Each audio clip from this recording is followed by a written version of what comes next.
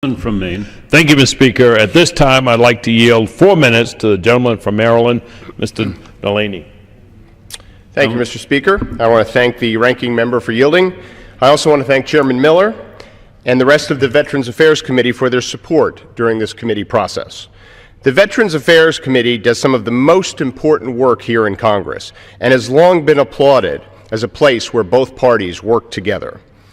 In that vein, our bill, H.R. 2011, the Veterans Advisory Committee on Education Improvement Act, is bipartisan legislation, which I was pleased to introduce with my colleague from Ohio, Congressman Delaney.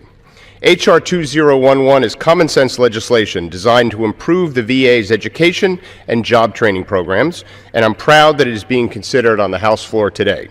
Mr. Speaker, one of the real privileges of our work in Congress is getting to meet so many dedicated servicemen and veterans and learn about the incredible work they've done to keep our country safe and defend our way of life.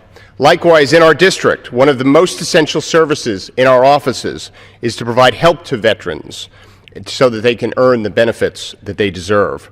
And when we travel across our districts, what we see is the deep appreciation the American people have for her veterans. There is a reverence in their heroism and gratitude for their service.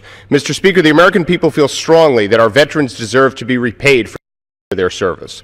I believe that one of the most significant commitments that we can make to these servicemen is their education. Going back to 1944 with the first GI Bill, we've joined together as a nation and said that when our veterans come home, they're going to be able to receive the education they need. In today's high-tech global economy, that commitment is more important than ever. The veterans' unemployment rate is too low, especially for post-9/11 veterans.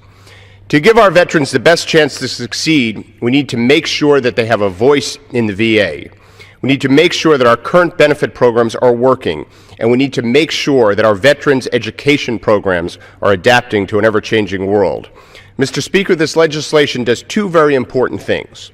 First, it reauthorizes the Veterans Advisory Committee on Education through 2015. Absent congressional action, the Veterans Advisory Committee on Education will sunset this December. Second, this legislation updates U.S. code to ensure that the committee includes post-9/11 veterans. There are over 2 million post-9/11 veterans in the United States, and their perspectives needs to be heard on the committee and at the VA. Mr. Speaker, I'm proud to note that H.R. 2011 is supported by numerous important veterans organizations, including the Iraq and Afghanistan Veterans of America, the Military Officers Association of America, the Student Veterans Association, and the Veterans of Foreign Wars. I can't think of better endorsements than these. Mr. Speaker, helping our veterans transition to civilian life is one of the most critical challenges facing our country. These men and women are truly our country's heroes and deserve a world-class education. Our constituents feel strongly that this is something that we get right. I thank the ranking member for his time and urge my colleagues to support this bill, and I yield back. Gentleman yields back.